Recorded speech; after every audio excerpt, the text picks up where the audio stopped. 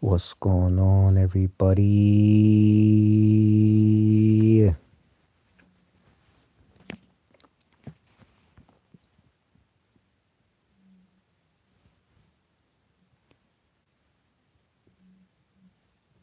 Yeah, we got the Lake Show versus the Houston Rockets. Lakers.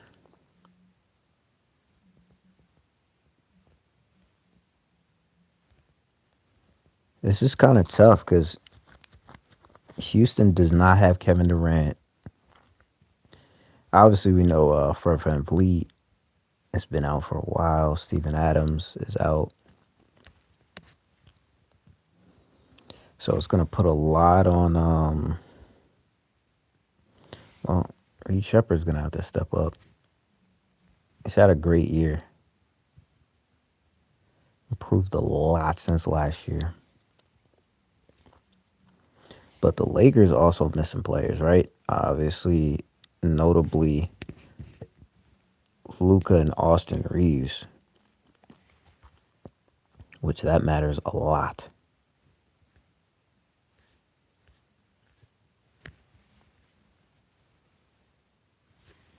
Turnover for the Rockets here. Let's look back at some of the other games.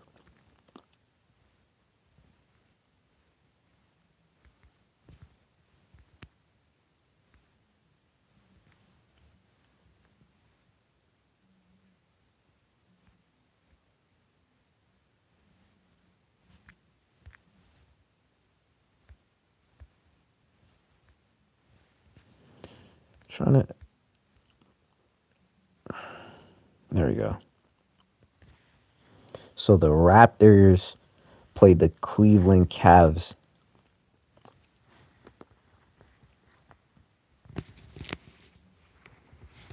Let me see.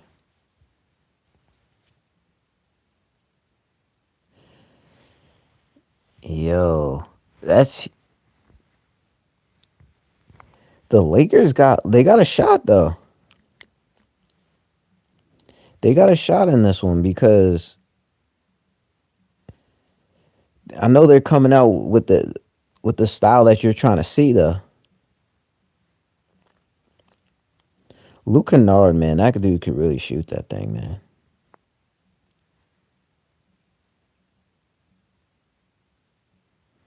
11 first quarter points.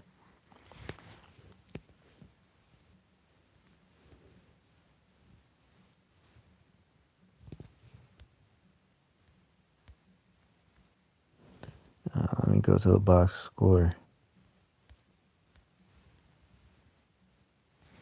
Luke Kennard with 8 first quarter points. Starting the game off real nice right here, giving the Lakers a good opportunity.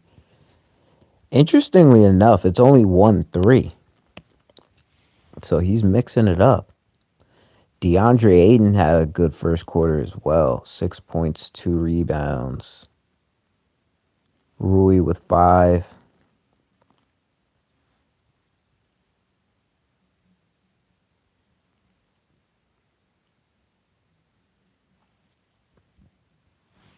Wait, let me see.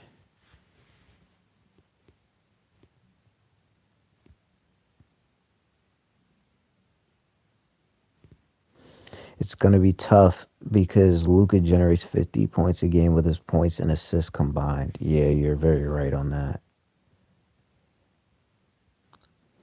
You think Kevin Durant being out is going to give them the opportunity to take this one?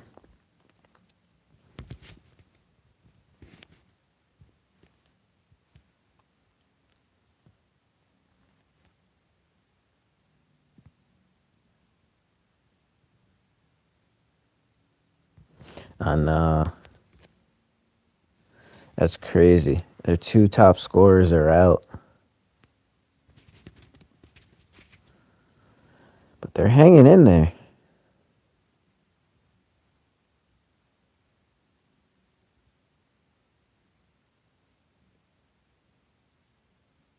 KD being out is going to help their chances. Yeah, I mean they're hanging in there. I mean,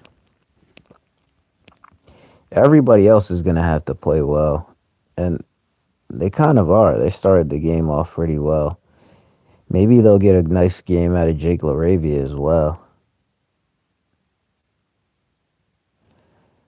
Vanderbilt is a good utility player. Plays hard, hustles, defends.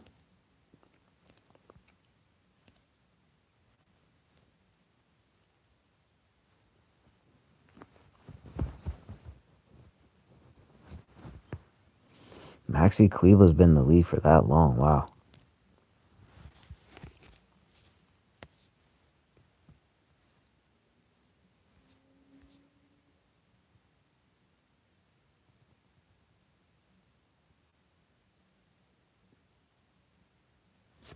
Bronny James getting some minutes early. Wow.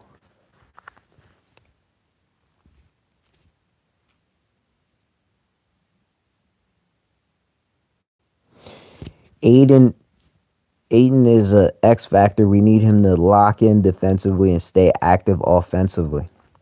Yeah, so you're feeling like if he stays focused, that's gonna really give the Lakers a really good chance.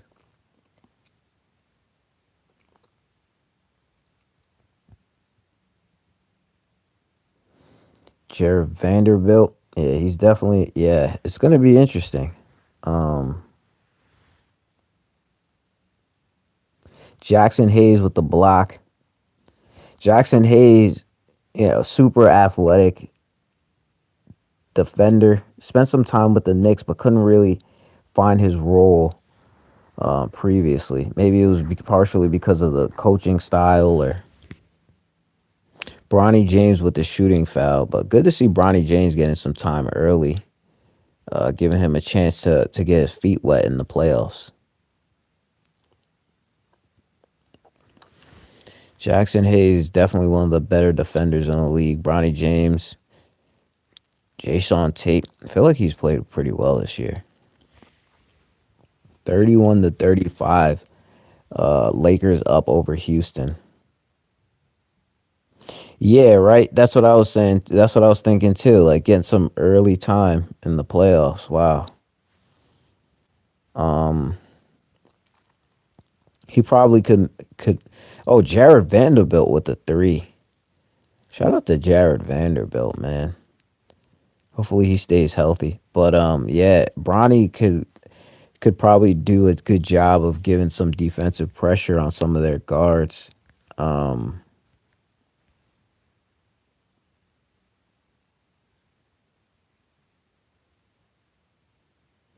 yeah, they need to go to those guys a little bit more. Houston does.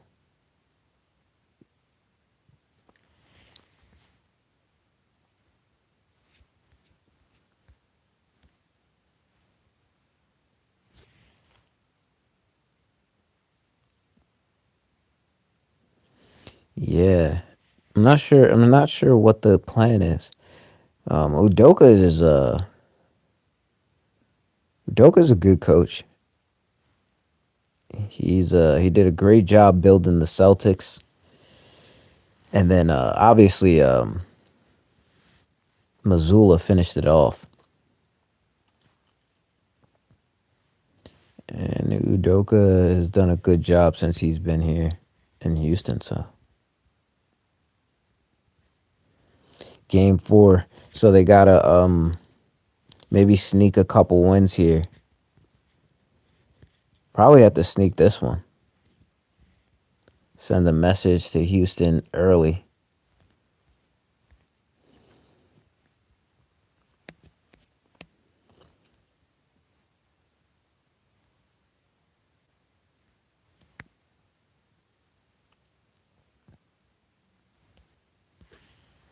Bronny James with the turnover.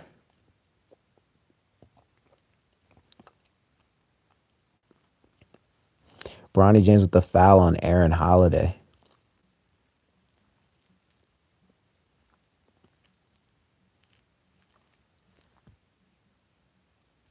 J Pop is going with the Lakers to beat the Rockets this series.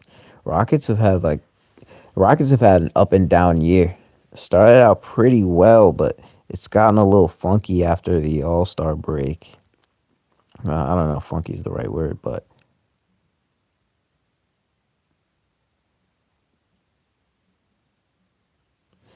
Jabari Smith. Yeah, it's been a little bit tricky down the stretch for Houston, to say the least.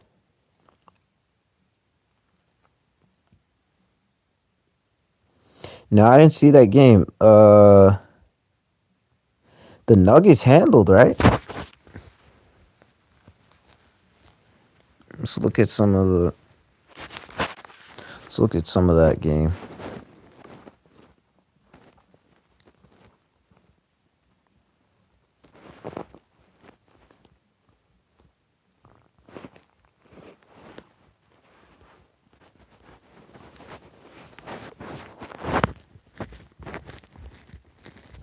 Um,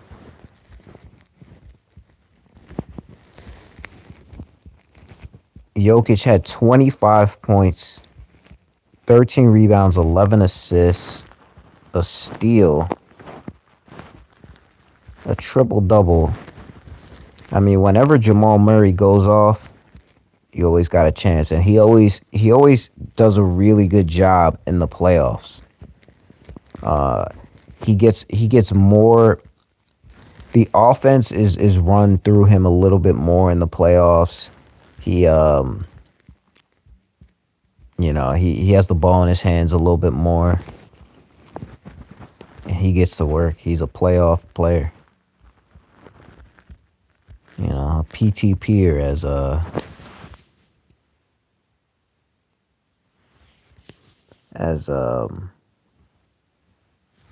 Dick Vitale would like to put it.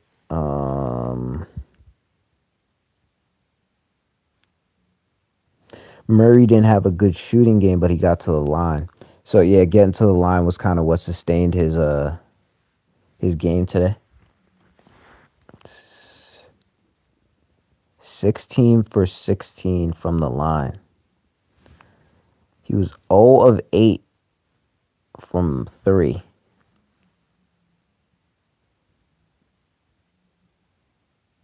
Yeah, so 7 for 22 from the field. That is a rough shooting game. Christian Brown had 7 rebounds. Didn't shoot the ball. Yeah, well, nah, it didn't shoot the ball well either. But cashed in a few threes. I imagine Cam Johnson shot the ball pretty well. Nah, not really. 5 for 12. Not that bad. 5 for 12, not too bad. And then Aaron Gordon. I think a lot is going to hinge on Aaron Gordon. The healthier Aaron Gordon is, this team's going to need Aaron Gordon's health.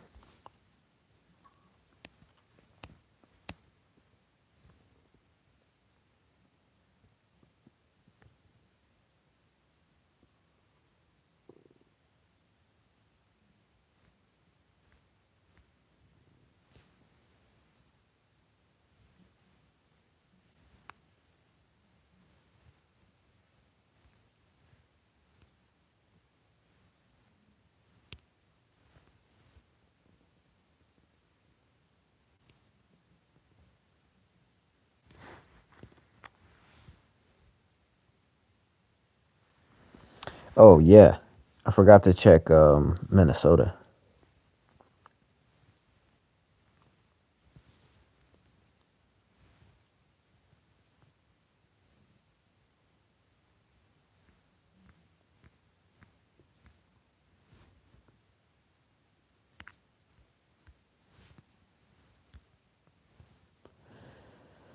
So Ant Edwards had 22 points.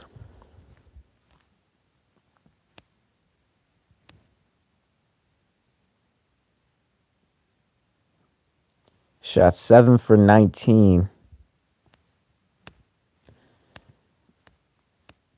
Had 3 blocks. 9 rebounds and 7 assists.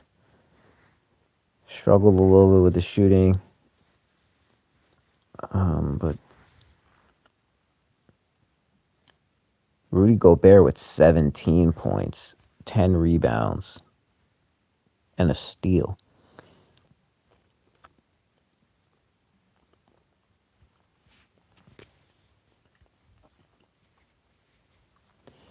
Jaden McDaniels with 16 points, 8 rebounds, 3 assists. Dante DiVincenzo with 12 points, 4 rebounds, 2 assists.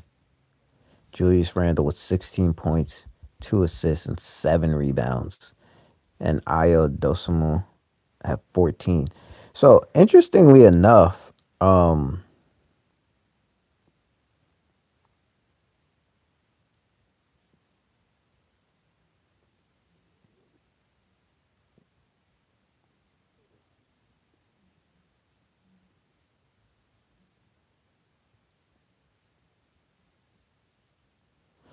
interestingly enough, um, yeah, they really had like a balanced attack here. It wasn't one person just going off. It was pretty balanced. And Io he's been really good since he's been in Denver. I don't know if he just felt the wake up call or he just it's a better fit. Lakers up 8.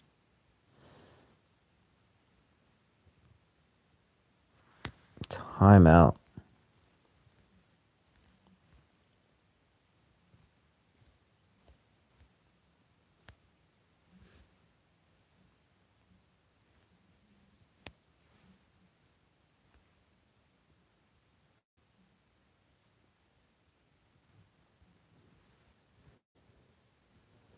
Knicks took care of Atlanta.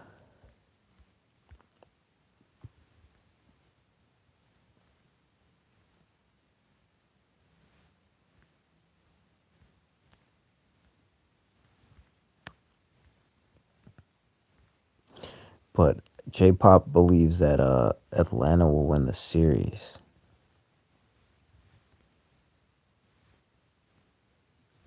Interesting. Interesting. I know a lot of Knicks fans don't want to hear that. Atlanta will win the series. Man, I think I feel like Atlanta kind of bet on this roster and they've done pretty well, right? You trade Trey Young, who's been your guy for a long time, but they've kind of rebuilt themselves, right? CJ McCollum's a vet. For me, CJ McCollum, one of the more underrated players of all time to never make an All Star team.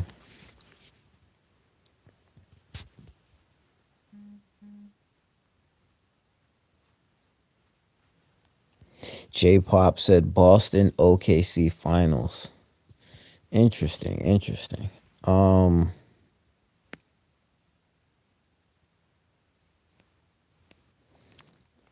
yeah, we'll see how well Jason Tatum holds up. I mean, he's been playing pretty well. Hasn't been shooting it well, but he's been playing pretty well. Um, OKC, if they can stay healthy, if Jalen Williams could play at the level that Jalen Williams, um, the starter Jalen Williams could play at the level that he's capable of, that could definitely go a long way. Right. Dyson Daniels, he didn't score a lot, didn't shoot the ball well, but had 11 assists. Onyeka Okongwu, he did shoot the ball really well. Hit two threes, shot the ball. He was smoking hot. 19 points, 8 rebounds. I'm sure the defense was there, a block. He's a versatile defender. Really good in the pick and roll and things like that. Wait, what did J Pop say?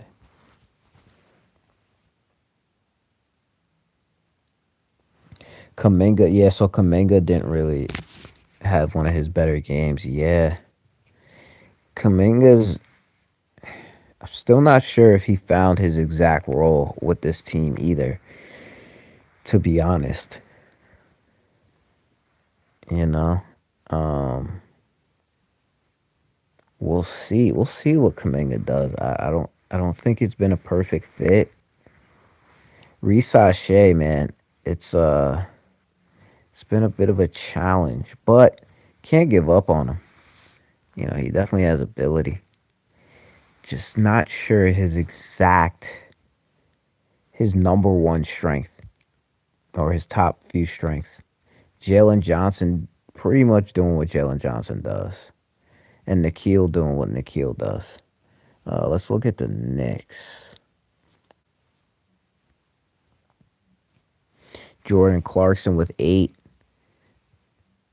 Jose Alvarado did not play. Wow. Mitchell Robinson with 3. Let's see if he had any blocks. 2 blocks. 2 blocks for Mitchell Robinson. Landry Shamit, I imagine he hit a 3. Yeah, he hit a 3. Deuce hit two threes. No deuces, I don't think. Yeah, no deuces. Mikal Bridges with 11. Cat with 25. Brunson with 28. Hart with 11. And Anobi with 18. I think the Knicks are just going to have to figure out how they're going to use Jalen Brunson defensively. All right, if they're going to be able to move defensively without Jalen Brunson being, I don't know the exact words. How do I think Wemby will perform in the playoffs? So that's a great question. First of all, I think he's got to stay healthy. I think I think the physicality will affect him. I think he'll be solid. I think he'll be solid, but I don't think it's that easy. It's going to be that easy for the Spurs, though. Um, I don't think it's going to be that easy for the Spurs. I think it's not going to be relying on him. I think it's going to be a very much a team performance that's going to get it done. But I think the one good thing about the Spurs is they don't solely rely on Wemby to be a spectacular offensive player. I think they're a pretty balanced attack. Man, I like Denver. I think Denver always has a shot to win the title. It's a matter of health. The healthier they are, particularly Aaron Gordon, I think if Aaron Gordon's healthy, I think they got a shot at the whole thing. Just because Jokic's ability to make reads, I think he makes reads at a higher level than a point guard. I think he reads the game almost like a coach, and he's playing chess while other people are playing checkers. I think people have been more physical with him this year, has gotten him more frustrated than we've seen him in the past. But I do think Ant Man will bounce back from game 1 to game 2, though.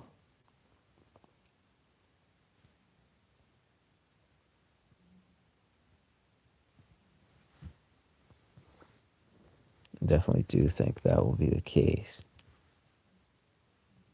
It's a good question. Lakers Lakers playing well here. Um, they're up 8.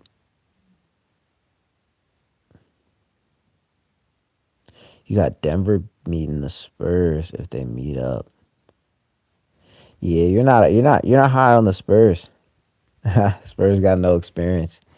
Yeah, not a lot of playoff experience for the Spurs. They got vets, but those vets don't have a lot of playoff experience. Yeah, Harrison Barnes. He's got at least one title, right? Harrison Barnes does. I mean, De'Aaron Fox. I mean, he's been in the league a while, but has only played in one playoff series, I believe. Um, Johnson and Vassell haven't played in. Yeah, with Golden State, right?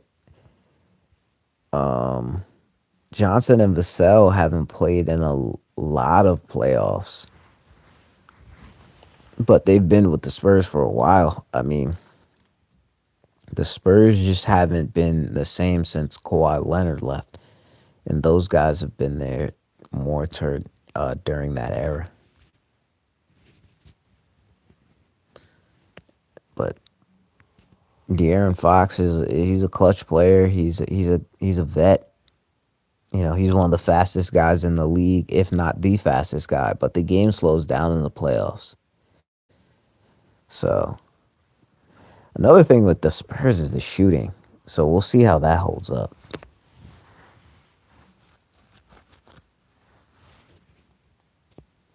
Not sure what. Let me try to refresh it. I don't know.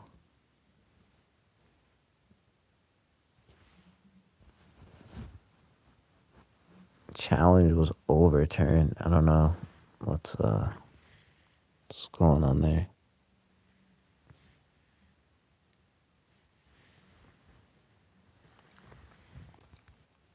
But let me look at the box scores.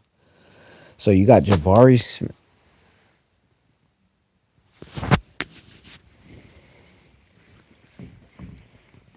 Fox has been quiet this season. Yeah, I mean, yeah, he's not putting up crazy numbers, but I feel like if there's an offensive player that I'm gonna rely on that team, it's gonna be Fox. Um, been a clutch player in this league for a while. You know, I feel like their offense isn't really, it really isn't designed for one player to really dominate. You know, and Fox, you know, he averaged about 18 points per game. You know, went down a little bit in the second half of the season, but yeah, no, he could definitely get his own shot. You know, the speed is definitely there, but yeah, those guys, the shooting is a little bit like they're not really 3-point shooters, like any of them really. Um, Trying to even think who would be the 3-point shooter on that team. It's just it's a lot of Champagny maybe. Trying to see who would be even the 3-point shooter, but they're they got guys who can get it off the bounce. Even Dylan Harper, though he's a young guy, he gets to the rim really well. But this is the playoffs, so some of that's probably going to be taken away to a degree.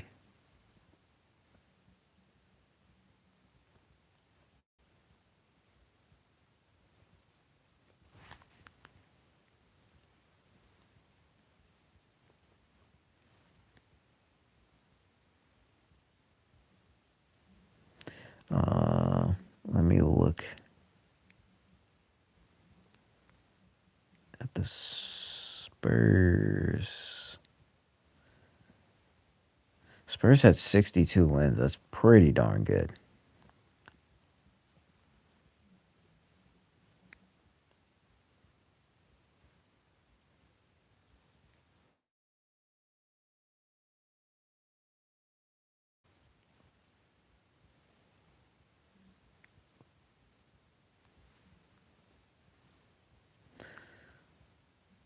Let me see.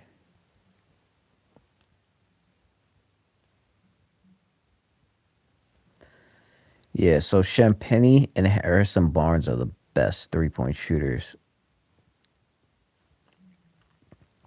with attempts. In terms of attempts, uh,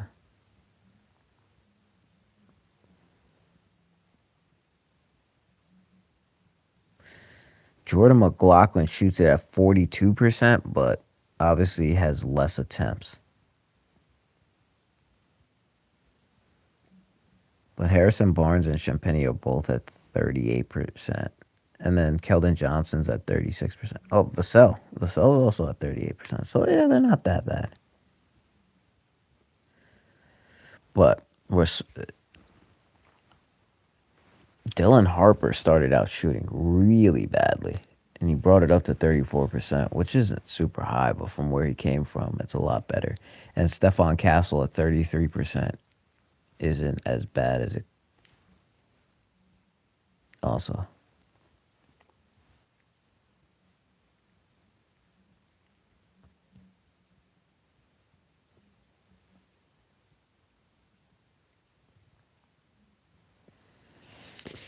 Yeah, I mean, yeah, I mean it's true. He doesn't anchor his team offensively in the same way. But if you look at his overall impact on the defensive side of the ball, you know, none of those guys are really great defenders. So, I mean, that's I guess that's what his case is like he does a lot defensively and he does some things offensively. I think if he can become like a great playmaker, I think that'll unlock a lot of things in Wemby's game. If he can like really become like a pinpoint passer, especially I mean he's not really like a post up guy, but if you put him like in the post a little bit and he makes like weak side like reads, I think that could be a next level of his game. But still pretty young. And I feel like those guys are offensive juggernauts. The guys that you're naming are like three of the best offensive players the game has ever seen. Unbelievable offensive players, those guys.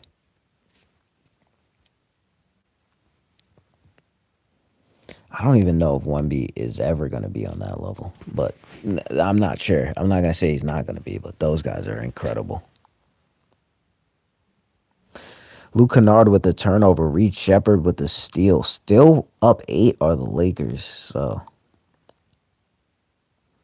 Jackson Hayes with the foul.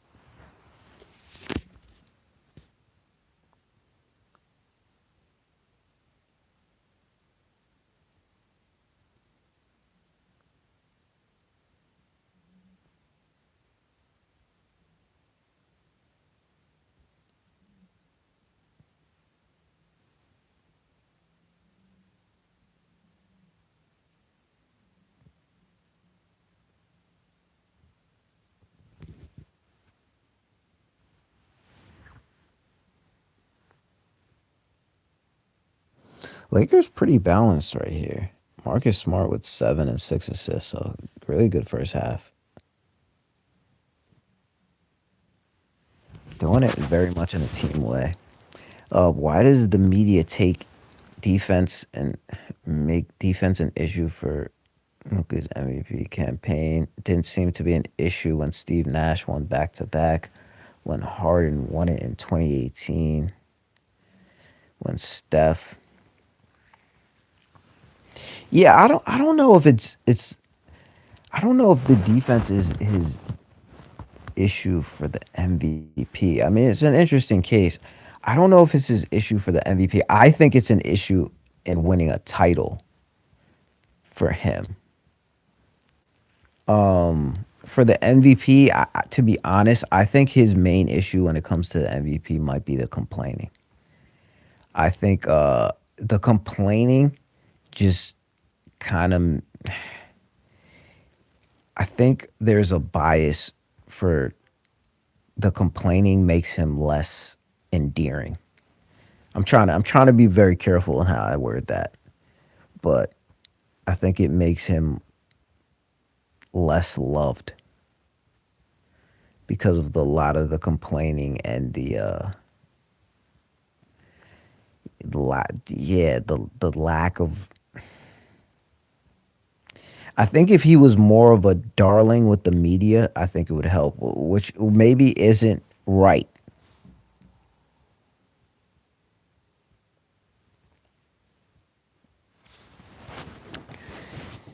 Yeah, but like I mean, true. It shouldn't. It shouldn't.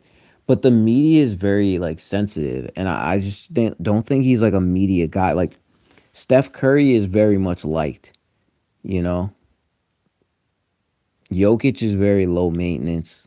James Harden does a really good job with the media, with the refs, you know. And I guess all those things shouldn't play a role. Unfortunately, I think they do, but I think you're right. They probably shouldn't play a role. But some of the numbers when it comes to Luca, like, some of that scoring is the era that he plays in. You know what I mean? I think if he played 10 years ago, he's not averaging 34 a game. So I don't look at the 34, and I don't look at that, and I'm not like I think it's good, but I don't think it's like it tells as much of a story as if you blanketly look at that. I think the scoring is inflated at this point. At some point, they're probably going to have to change some defensive rules to get that scoring down. But it's true, his numbers are incredible. I don't know. I don't know why he doesn't get the MVP nods though. I'm just being 100% honest. Like if that dude goes his whole career and gets no MVPs, I think that's wrong. Like I'm just being honest. Like I don't know how you could be that good of a player and have no MVPs. Like that's honestly crazy. Especially in the year where they made it to the finals. Like I feel like he had a legitimate case for MVP that year.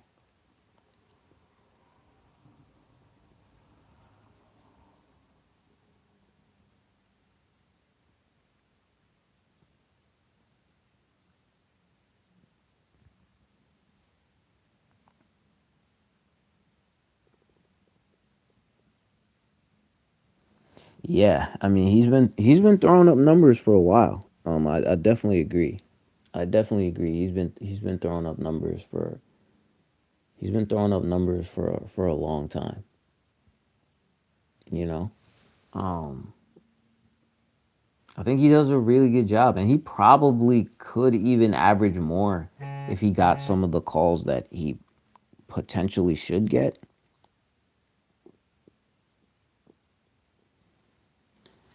Um,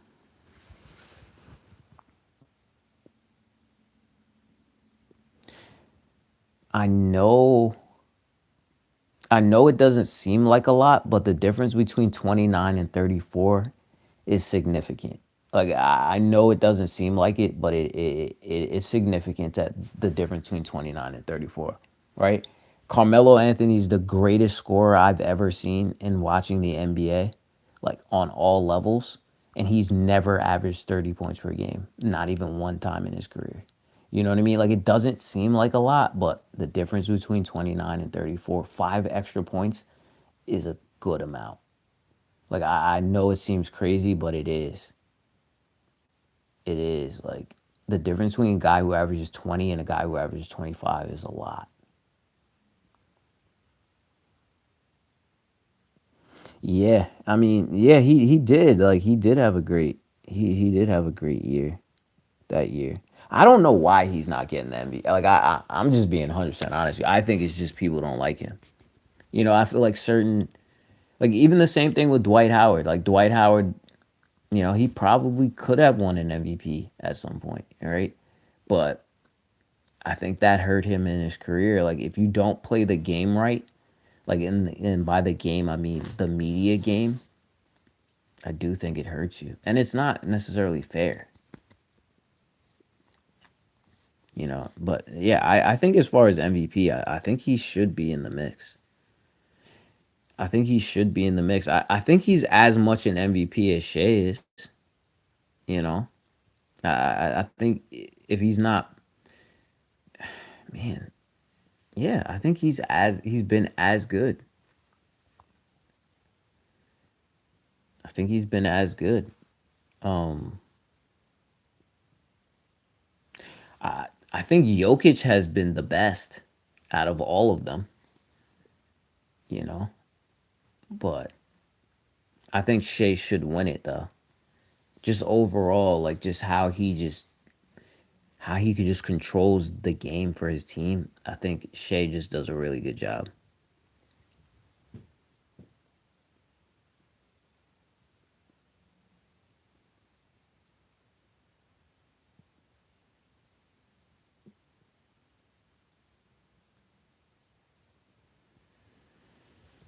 He averages 32, 33.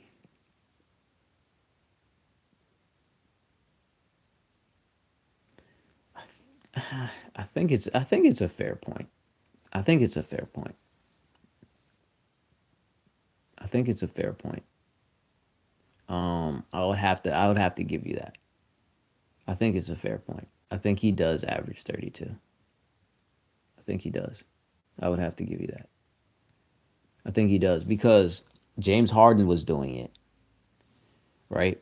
And if James Harden was doing it, James Harden is very similar to Luca. Like they're pretty much the exact same player. I think Luca rebounds a little bit more. He's a little bit bigger and he rebounds a little bit more. But as far as playmakers, I think they're like the same as far as playmakers. I just think James Harden is a better shooter though. I think James Harden is a little more accurate as a shooter. I think he has a little bit more as far as the arsenal, like the array of shots that James Harden has. I think he has a little bit more. But man, I think Luca just I just think when you Luca gets you on an island, I think he might be the best. He might be the best like when he gets like a matchup that he likes. I feel like I'd be most nervous with Luca coming at me. That's just me.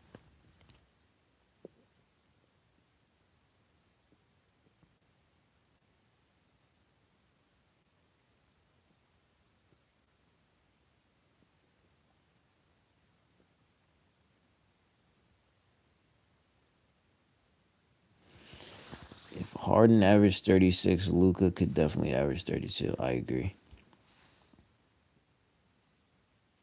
There's just something about these numbers just don't sit right with me, but I definitely think he could. But I don't think Shea would average the same though. As as as as something about it just I don't know. I don't have an answer. I don't have like a clean answer because Shea is probably just as good as Harden when it comes to drawing those fouls. Just something about it just seems something about some of these guys' numbers just doesn't sit well. Just doesn't seem right, and I don't mean that in a bad way. I think whatever you do in the era that you do it in, it's legit. I'm not one of those people who's like, oh, they're foul baiting. Nah, you foul bait if you have to foul bait. Like you do what you got to do to win. Luca is a better post scorer, 100%, 100%. Luca is a better post scorer. He's a bigger guy, like height wise.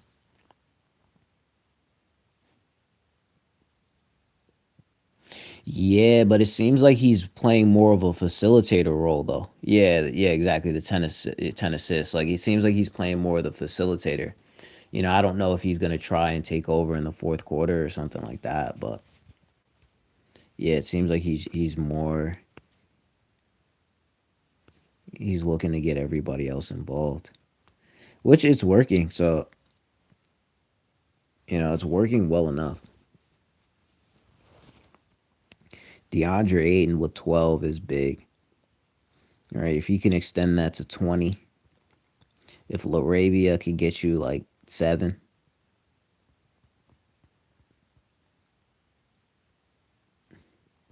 it says 3.8 minutes. That's very exact. That's pretty wild. Oh, man. Yeah, I feel like on this side it's pretty balanced too. Credits to Jabari Smith. Jabari Smith Jr. Um,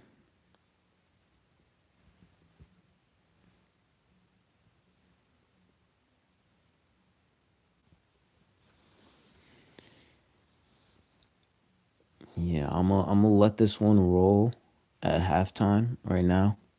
Um,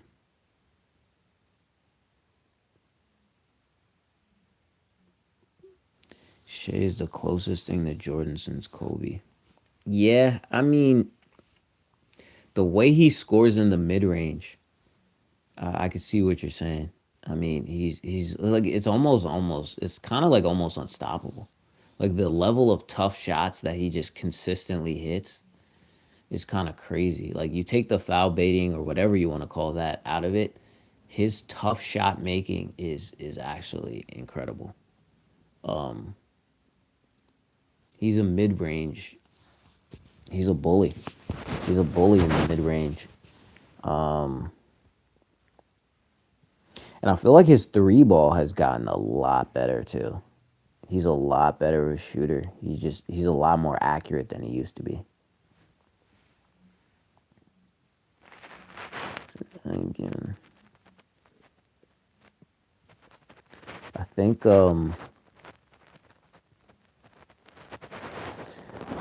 those guys were unique in the Kobe Jordan perspective. They were unique in a sense that when they attacked the rim, they were when is OKC playing? They were very much able to finish over the top of defenses. How the heck is OKC playing?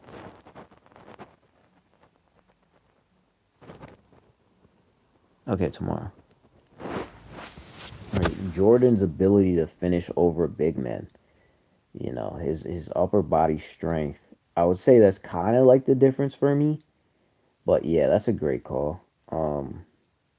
And I think Jokic is probably a little bit more of a playmaker, even though Jordan did have his seasons where he was a playmaker. Yeah. Shea's up to 38% from three. So, yeah, I feel like his three has gotten better. But yeah, Shea's ability in the mid range is unstoppable.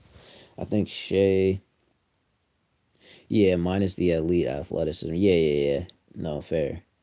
I think Shea is a better scorer than Luca because while he averages less points per game,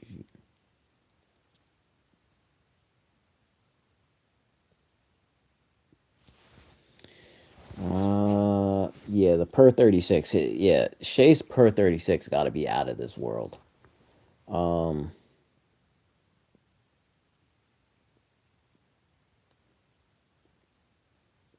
yeah, he's much more efficient. Yeah, as a shooter, definitely he's much more efficient. I just feel like Luca once he gets hot though, yeah, like Shea average shot 55%.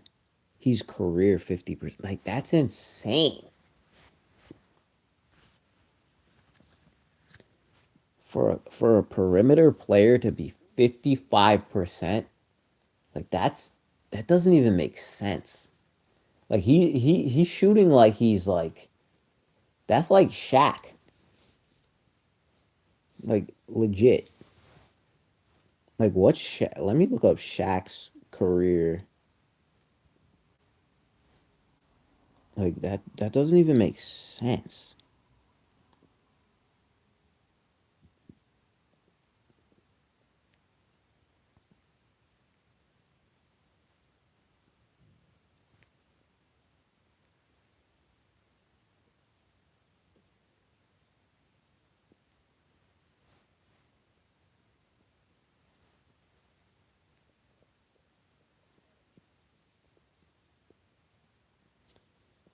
Okay, Shaq is 58%.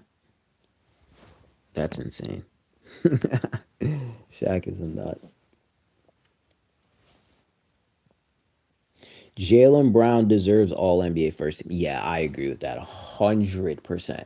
Like I didn't know he had all that. And anybody who's like I feel like he quieted any doubts about him being able to be a first option. Like anybody who thought like listen, I'm not a number 1 option in this league, literally. literally silence that. I mean, I do think it makes a difference when Tatum is there because of his ability to play make, his ability to draw defenses, his gravity, and his ability to find guys. I think he Tatum's a little bit more advanced in his ability to find his teammates, but I think Jalen Brown, obviously he's gotten better over time. But if you look at when Tatum comes back, like the way Derek White and Peyton Pritchard shoot the ball, they just shoot the ball so much better when Tatum is playing. Right? They shot the ball so poorly this year, but they were still, as the Celtics as a team were still able to really do a good job.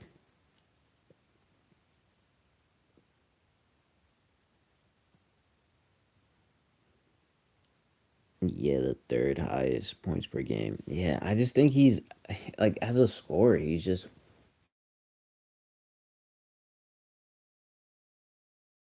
in a league that I'll be more worried about if they were coming at me than Luca. I honestly don't know. You know, I don't know. Jalen Brown might be a better scorer than Tatum. That's possible. That is definitely possible.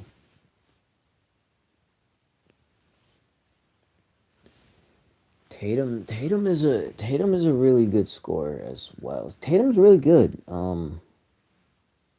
I think Jalen Brown is definitely like defensively. He's the more advanced of the two. Um,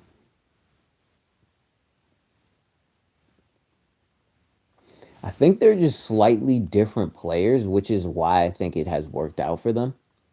They're just a little bit different in how they approach the game. Um, but for me, like I just love Jalen Brown because I like guys who didn't come in. Like there's a lot of guys like that. Jalen Brown, Paul George, DeMar DeRozan, Kawhi Leonard, even Russell Westbrook. Like I feel like all those guys didn't come in with good skill sets. Jimmy Butler, like these guys didn't come in as offensively skilled players, and they all ended up being really good high level all NBA players from like who were just really just drafted off potential. I would say, yeah, even Jimmy Butler. I mean, he was older when he got drafted, but he wasn't a really good offensive player at all. So credit to Jalen Brown. You just honestly see the work that he put in.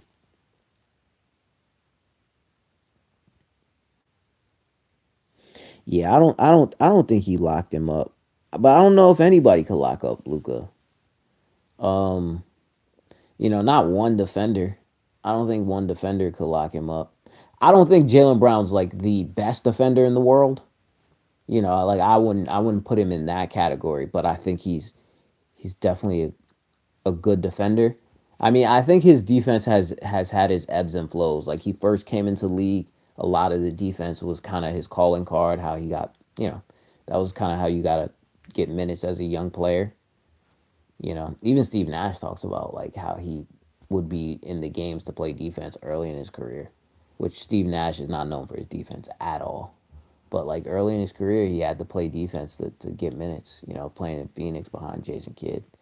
But yeah, Jalen Brown, like he first started, he was good on defense, and then as his offense started to pick up, his defense went down, and then he picked it back up. So credit to Jalen Brown. I don't know. I don't know. I've never thought of him as a dirty player. Are there any like crazy incidents that you could bring up that I should look up? I feel like Lou Dort is he's tough. He's a tough guy, and I feel like him and like the second Jalen Williams. I feel like they need that in in OKC. Like they need that like Case and Wallet, Case and Wallet. Like I feel like they need those gritty dudes.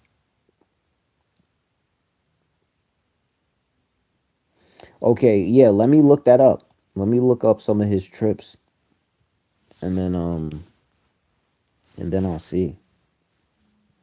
Okay, yeah, let me look it up. Let me look up his compilation of dirty plays. Oh man, yeah, let me see. I feel like he's a guy who's kind of he's gotta play with that rough edge, to kind of. I feel like there's guys like that, um,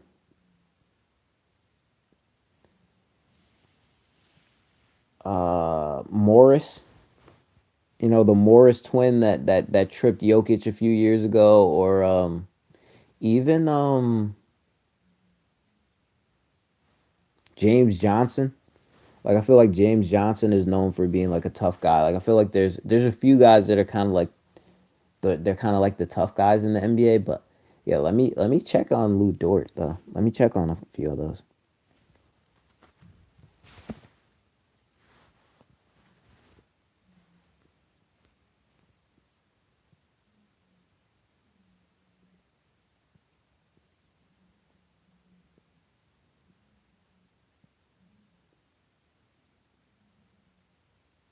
Yeah, his brothers. Yeah, those guys are. Yeah, they're bigger than him. Yeah, those brothers are bigger than him. Yeah, that's so funny. But like the thing is, like Morris, man, like he's from Philadelphia, man, and people from Philadelphia they don't back down. You know, Philadelphia is a tough city. Um, they fear nobody. But yeah, I agree with you. Jokic's brothers, those dudes are those are some big dudes right there, man.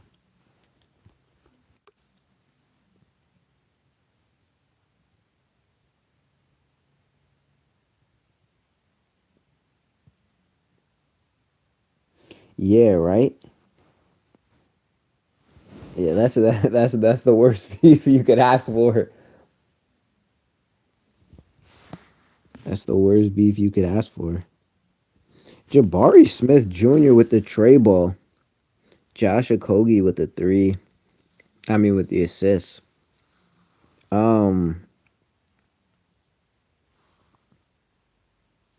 yeah, Jabari Smith is playing really well this game. Seems like he's settled and he's playing within himself. Rui with the tray ball off the Luke Kennard assist. It's been by committee. It's been by committee for the Lakers. And I would say even for the Rockets, it's been by committee because, well, yeah.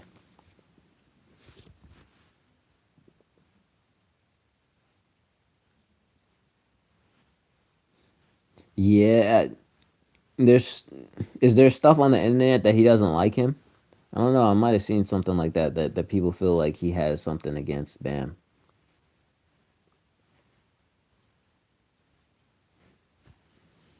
Yeah, I don't know. That play was a little rough. I mean, it seems like Eric Spoelstra felt like it didn't deserve any extra. Oops, it didn't deserve any extra like he didn't deserve to be suspended anymore. My bad. Um, but he did get fined. What was it, 35,000? They kind of sent the message on that one.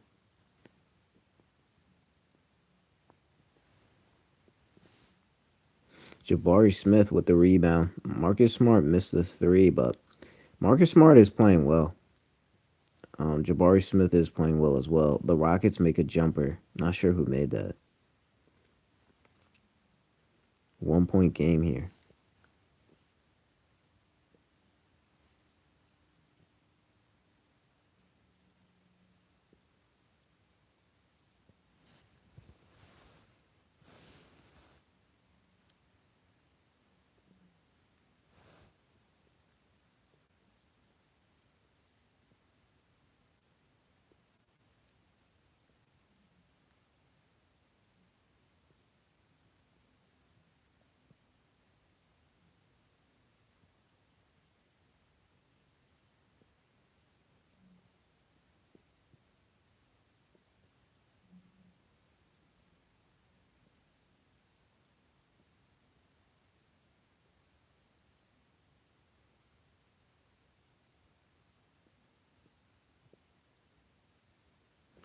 Oh yeah, they said they fined him extra 25,000 for profanity, I guess, in the post game interview. Yeah, so so you're right. So it brought it up to 60,000. But like the profanity, I feel like Lamelo Ball uses profanity in every interview though. Like he's always saying something. I don't know exactly what he said though. To be honest, I don't know exactly what that meant. I don't know exactly what he meant. He has a yeah. He also crashed the car, right? Yeah, I did hear about that. His dad was talking about that. Yeah, Lamelo is just like he's very much himself. Like yeah, he's just himself. I don't know exactly what to make of it. He just yeah, he just I don't know. He just lives life in his at his own pace, I guess. I don't know exactly what to say about it. But I imagine as he gets older, he'll start to adjust a little bit. Because, I mean, how old is LaMelo Ball? He's 24. So he's only 24. So I imagine when he gets to be like, 28, 27, 28, 29, you know, he'll adjust a little bit. But he's still a young cat.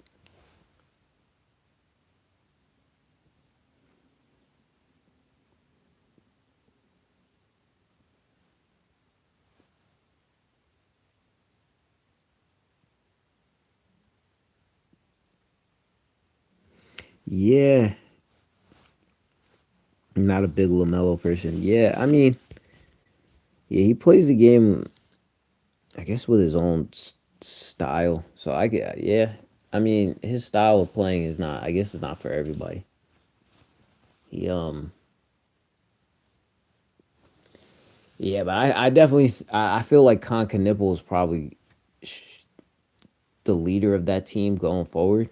I just think his maturity, his attitude is what that team kind of needed. Even though he struggled the past few games.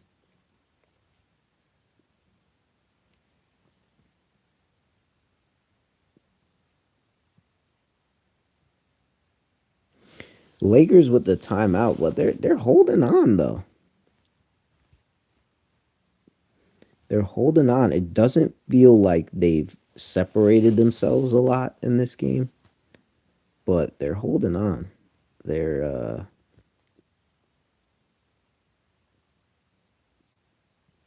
I know, right? Devin Booker's only 29 and he's in what? Year 11, I think. It's so weird. It's so weird that those guys are that age now. Cuz everybody always used to talk about how Luka was like the 19-year-old phenom and just time is just going. I think Booker's in year 11 though, but I could be wrong. Because I don't think he'll be 30 until next season.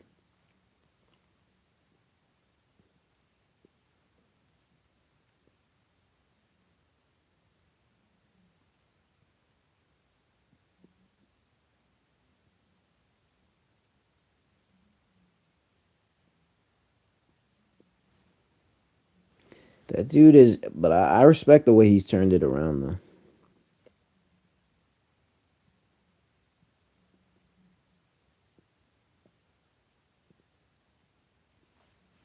Oh, really? Nah, I don't remember that.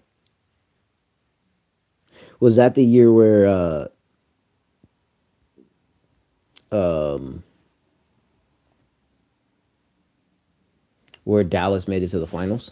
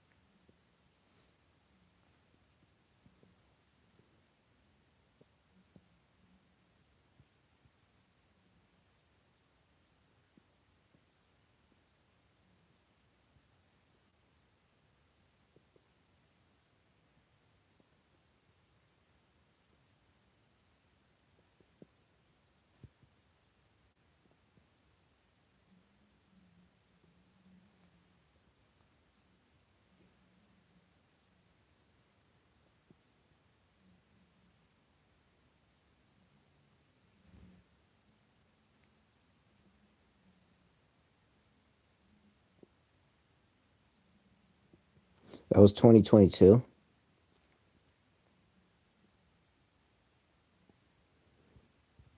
No, I don't remember.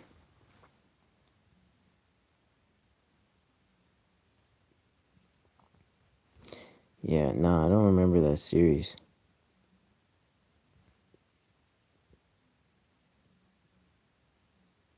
Jabari Smith Jr. is super consistent this game. Just playing within himself.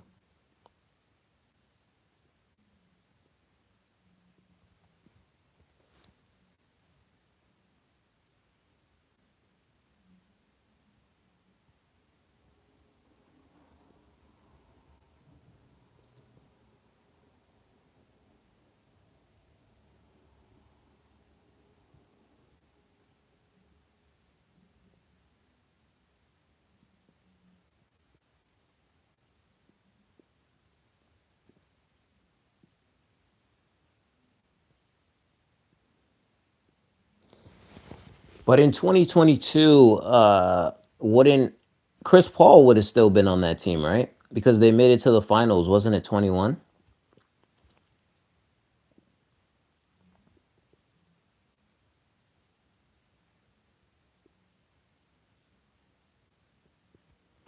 Yeah, because I don't see them winning 65 games without Chris Paul.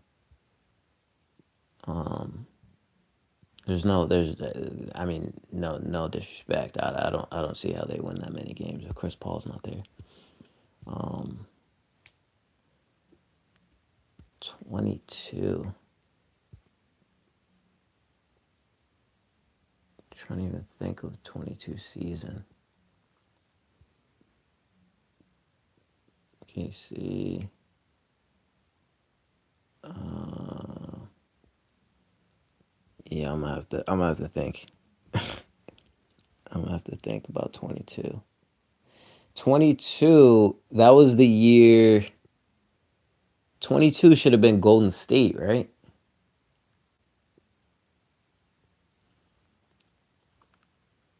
Yeah, Golden State. Yeah. 22 was Golden State.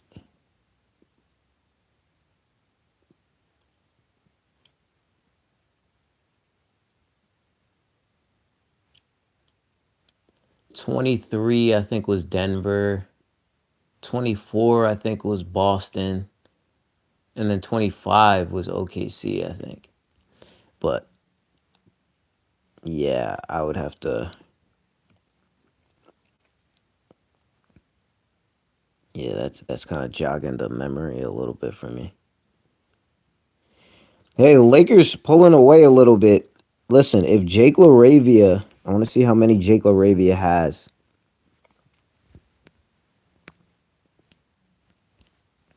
I want to see Jake LaRavia get to about 7 to 10.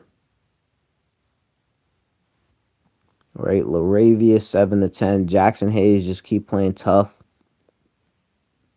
Marcus Smart keep doing what you're doing. I think Aiton. I think Aiton's got to get 18-20. I think he's gonna need 18-20 in this game. I think Luke Kennard. I don't know.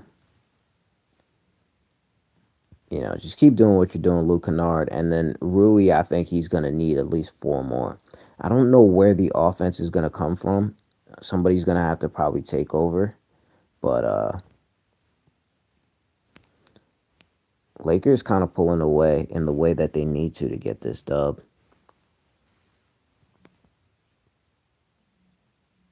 Yeah, right. That would seem like the most logical step is for him to kind of take over the game. He's got the experience, you know. He's probably I imagine yeah, that makes the most step. That makes the most sense.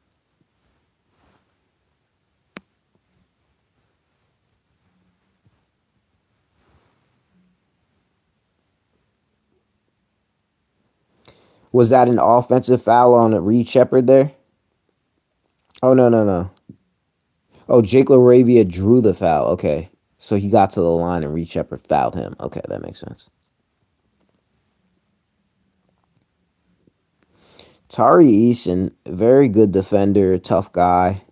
I think every team in the NBA needs a Tari Eason. Um, him and I mean, Amin Thompson is a little bit more unique, I would say, but those two defensively are a rough tandem. Jake LaRavia playing exactly the way he needs to play. You know, he might be the one that might take the team over the top, but he's doing exactly what he needs to do.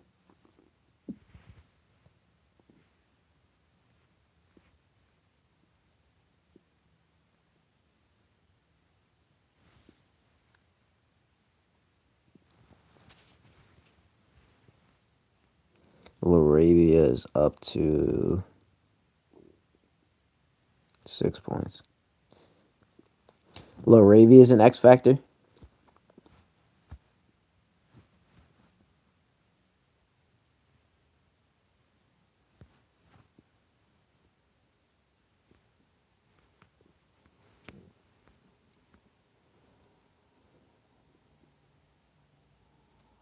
Jabari Smith with 13, 6 rebounds, 2 steals. Like, good game from him.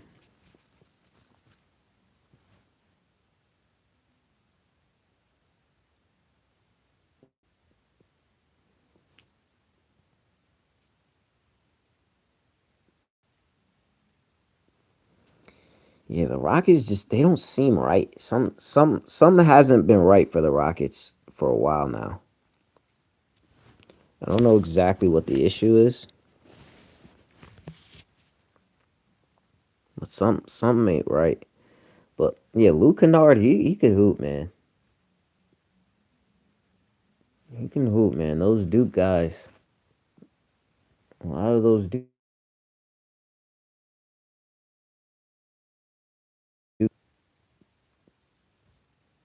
Kennard is got to be one of the top shooters of all time, percentage wise. I mean, if not if not the top.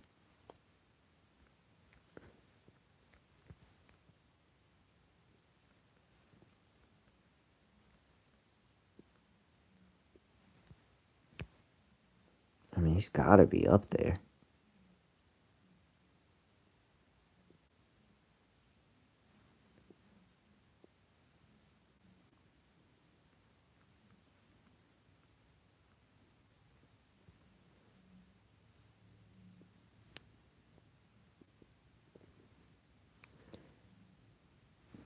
Bobby Portis was second in 3 point percentage. Wow, that's incredible.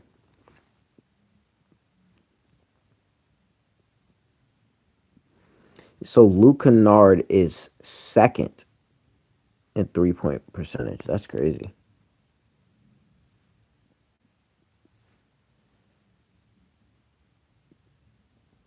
Steve Kerr is first. I never would have thought that. I mean, he's definitely a darn good shooter, but I don't know if I would have thought he was first. And then Hubie Davis. Hubie Davis is third. Hubie Davis, I mean, somebody should pick him up. NBA team should pick him up as a coach. I don't think he got a fair shake at North Carolina. But who am I to say? I don't I don't I don't make any calls. I do not make any calls in that department.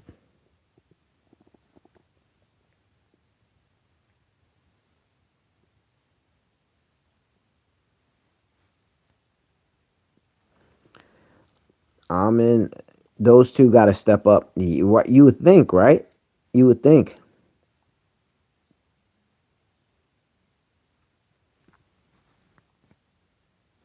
James Harden is a top five shooter ever. Wow, that's high praise. Wow, top five shooter ever. James Harden is a special scorer, man. Are the Spurs playing tomorrow? I think so. Let me double check for you though.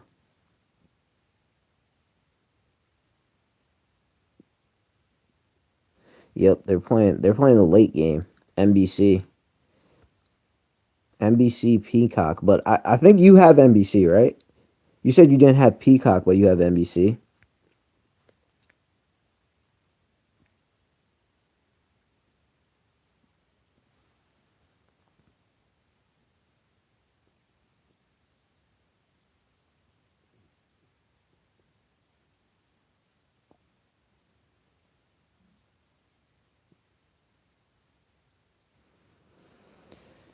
Yeah, that's a tricky question. Dang, my top five shooters all time. I definitely got to have Clay in the top five. I definitely got to have Clay in the top five. Um, Dame to me is in the top 10. Like he's not as accurate as some of those other guys, but he's in my top 10. I'll put Reggie in my top 10. I will put Kevin Durant in my top 15. I would put I'll put Steve Nash in top 15. Maybe top 20, top 15. I'll put Steve Nash probably in my top 15. Um I'll put JJ Redick in the top 20.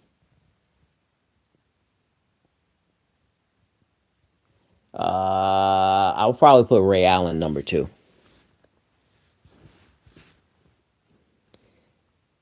I think Ray Allen was just a really good scorer. James Harden, man, I don't even know where I would put James Harden. James Harden is a special player of the 2000s. Oh, so 2000s. I'll say JJ Redick was in the 2000s. Um, Ray Allen definitely number 1 for me. Um, Ray Allen, I'll, I'll probably put Steve Nash in the in the top. So, in no particular order: Ray Allen, Steve Nash, JJ Redick.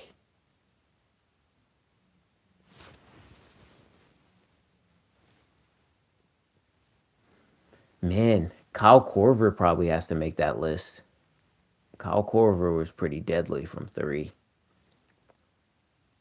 And if I have to put one more dead-eye three-point shooter from the 2000s.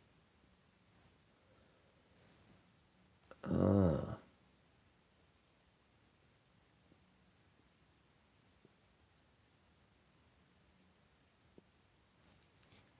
wow.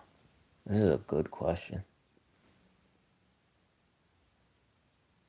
Man, I think if Allen Houston had been able to stay healthy, Allen Houston could have been a good one. Just a lot of injuries. Oh, shooting guards. My bad. Oh, shooting guards. Uh, Dang, I don't even know if the 2000s was a good shooting was a great shooting guards. My bad. Oof, 2000 shooting guards. Okay. Well, I probably have to go Dwayne Wade number 1. Um, I would have to go Allen Iverson number 2. Or well, I won't put it in order, but Iverson, Wade. Uh, no. Kobe, Iverson, Wade. I'm not sure if you're considering Paul Pierce a 2. Are you consider is Paul Pierce more of a 2 or a 3? Yeah, Kobe, Wade, AI. I would say that's the top 3. Um, Not sure if Paul Pierce is a 2. If he's a 2, then I'll put him there. And it also depends where you put Tracy McGrady. Because if Tracy McGrady's a two, then he's in my top five. And if he's a three, then I probably I might honestly it'll be between Ray Allen and Vince Carter. All right, T Mac is a two. Yeah, so if T Mac is a two, I'll put Ray Allen at the five. I'll put Ray Allen. Vince Carter's close. Vince Carter's really close. I just think just Ray Allen. He was just like on a winning teams.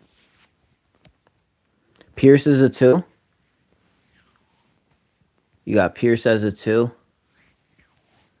Um, Manu's a good one. Manu's a really good one.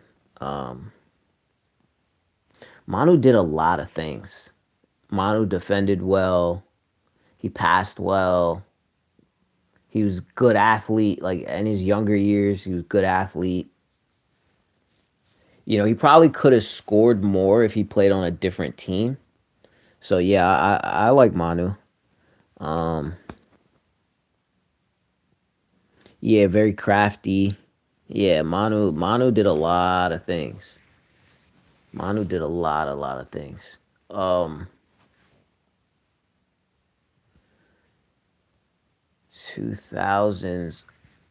Yeah, I mean, I think I think Spreewell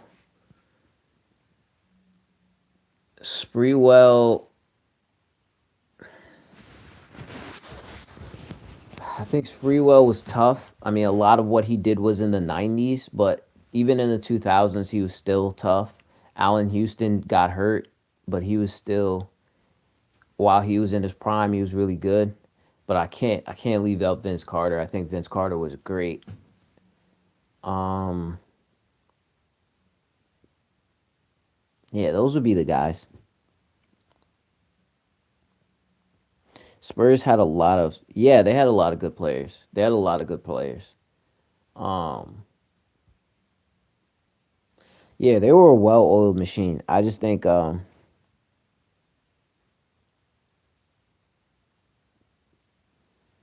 think Tony Parker was the second or third best point guard. Wow, I don't know. Wow, that's a hot take. The second or third best point guard. Wow, that's I don't know. That's an interesting point. I would definitely have to think because we had Steve Nash. I mean, he was definitely getting older by 2009. We had Darren Williams. Um, dang. Um, you had Derrick Rose. Yeah, I mean that's a hot take, man. I don't even know. That's a tough one. That's an interesting take. I would have to think. Yeah, I would definitely say Derrick Rose was really tough. Um, I'm taking Russell Westbrook in that. Russell Westbrook was really tough. Um,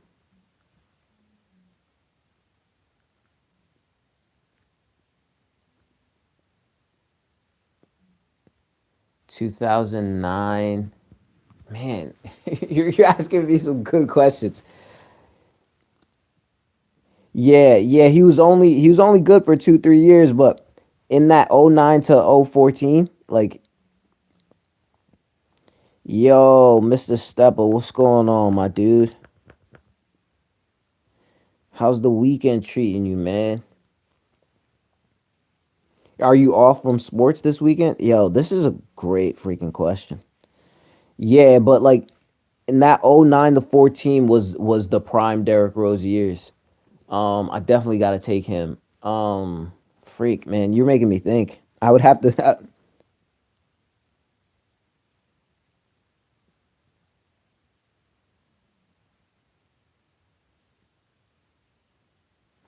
What were you doing this weekend? Like what were you up to this weekend? You had any sports, or you were more relaxing? Man, I gotta take Westbrook. Man, Westbrook was. You got to think they were by that point they were still in the NBA Finals though. They got into the NBA Finals. Um, man, like man, man, like that's a good question. I think that was a system team. Man, yeah, that's a tough one. That's a tough one. I'm not gonna say those guys were better than Tony, but those guys were really darn good. Um,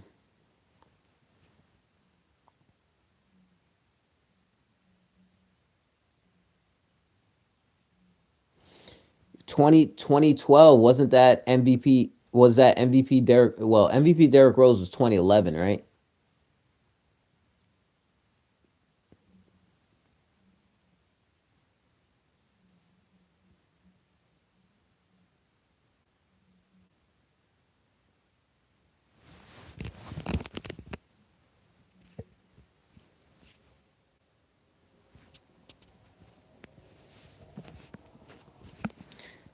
Oh man, you're gonna make me have to look this up now, cause now I don't know. Uh, really have to think.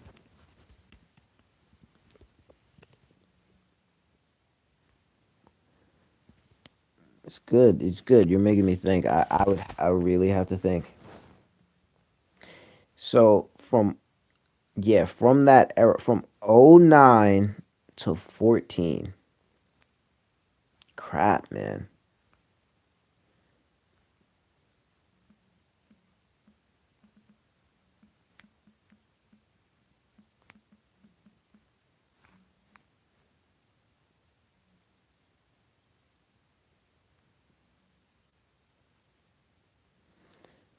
Uh,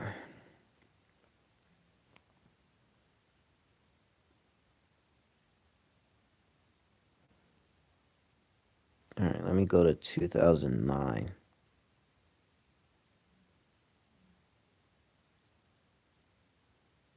Yeah, so 2009, Steve Nash was All NBA second team. Darren Williams was All NBA second team, right? So, see, this is what I'm saying. Brandon Roy, and I wouldn't necessarily consider Brandon Roy a two guard, but yeah, if you're saying early 2002 guards, Brandon Roy's got to be in my top 10. I forgot about him, right? See what I'm saying? Like, okay, now we get to 2010, right? Derrick Rose is first team. Russell Westbrook is second team. Chris Paul is third team. Then we get to 2012. Chris Paul's first team. Russell Westbrook is second team. Tony Parker is second team. Rondo's third team. Tony Parker is second team. Chris Paul, James Harden. I don't even. It's a great point. It's a great point. But even man, it's an interesting point. But even by the time we get to 2013, Steph Curry's second team by that point.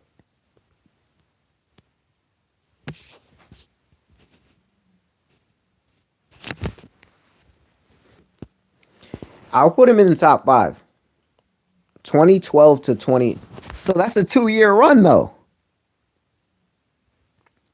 2012 to 2014 is a 2 year run.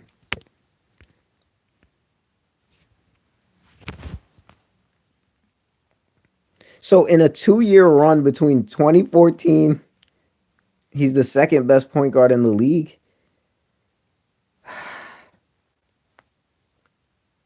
Crap. Is he the second best? Man, I don't know. I don't know.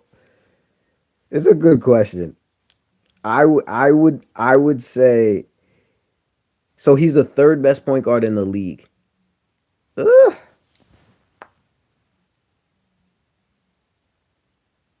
dang.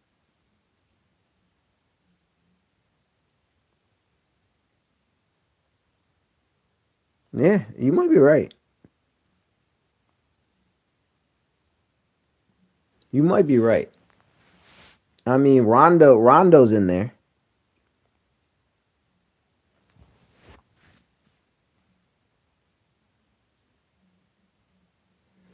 I would take Steph in 20. I would take Steph in 2014. It's an interesting question. Rondo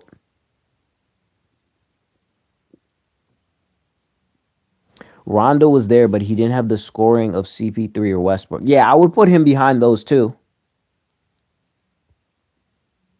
I would put Rondo. I would say Rondo and I would say Rondo and Tony Parker are about even for me. Because yeah, he doesn't have the scoring, but Tony Parker was not a great shooter either, right? But Rondo was an elite playmaker and an elite defender. So like to me, those two are about the same. Rondo was definitely a better scorer though, 100% though, 100%. Man, that's a great point though. Ah man, you got me thinking, man. That's a great point. You, he was definitely in the top five though. He was definitely in the top five for that time, 2009 to 2014. I'll put him in the top five. But from 2012 to 2014 specifically, he's definitely in the top five. Is he number three? You can make a case for it because he was second team All NBA both those 2 years. So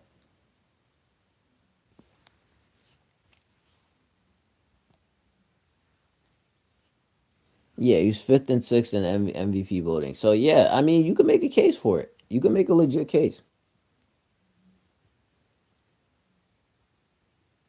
You can make a legit case. I just don't think if you take Tim Duncan off that team, I don't think that team goes anywhere. I don't I don't think that team and Tim Duncan wasn't even in his prime at that point, and I still don't think that team goes anywhere.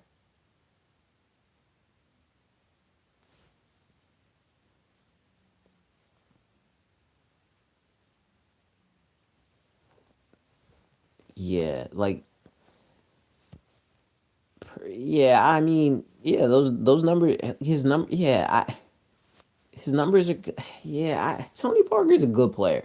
He's a good player, but I think the Spurs were really a Tim Duncan product.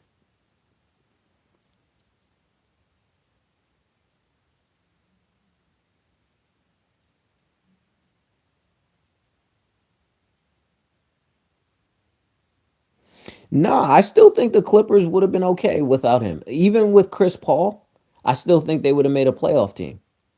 Like they weren't as good without Chris Paul, but you got to think. But what I'm saying is you're talking about Blake Griffin, who never won a title. Because I'm a title guy.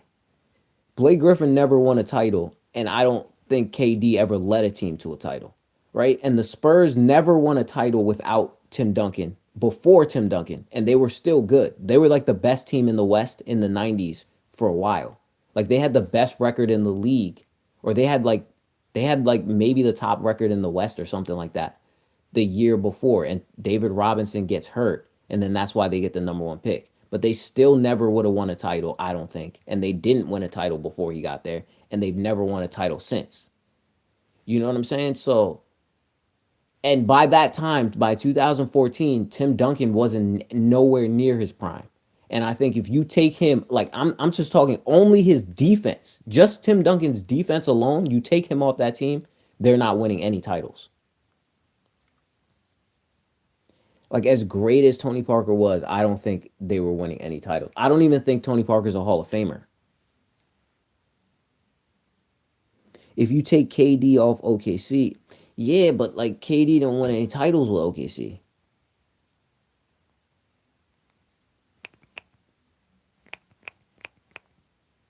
You know,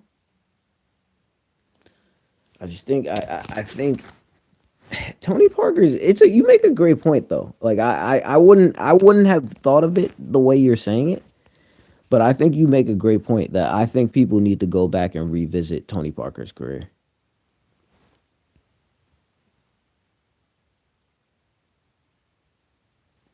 Yes, he could average 27, but they're not winning any titles though, right? Like cuz it really just like Tony Parker is going to be a Hall of Famer because he won titles. If he didn't win any titles, he's not a Hall of Famer. You know what I mean? Like Tim Duncan without titles is still a Hall of Famer, but Tony Parker without titles is not a Hall of Famer, right? Blake Griffin without titles is a Hall of Famer, right? But I don't think they're the same. Like I don't think they're like the same tier, right? Blake Griffin just got inducted to the Hall of Fame and he has no titles. But if Tony Parker had zero titles, he wouldn't be anywhere close to the Hall of Fame. You know what I mean? Like that's what I'm saying. Like there's a different tier. Like Russell Westbrook has no titles and he's guaranteed to make the Hall of Fame. Yes, but didn't he win the title that year? He won Finals MVP in a year that they won the title, right? And then that's what I'm saying. Like the winning is what carried Tony Parker to the top. You know what I mean? Like same thing with Manu Ginobili. Like if he's not on a title team, he's not getting in the Hall of Fame. Like as great as those guys were, they're not guys who singularly could take you to a title. But Tim Duncan could singularly take you to the title. Like you could replace those dudes with different dudes and they would still win titles. Like that's how great Tim Duncan really was. Like people just don't understand how great Tim Duncan was. Like Tim Duncan offensively, defensively was on another level than anybody else in that era. And like as much as Kobe was my favorite player, but I don't think there was anybody even close to Tim Duncan. Like not even close.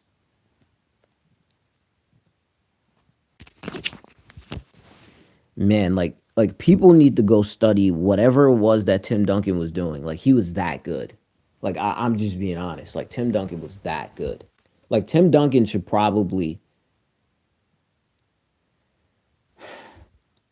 yeah, there's no player, man, like I don't even know if I take any player other than Kareem and Michael Jordan over Tim Duncan if I was starting a team. That's how good Tim Duncan was.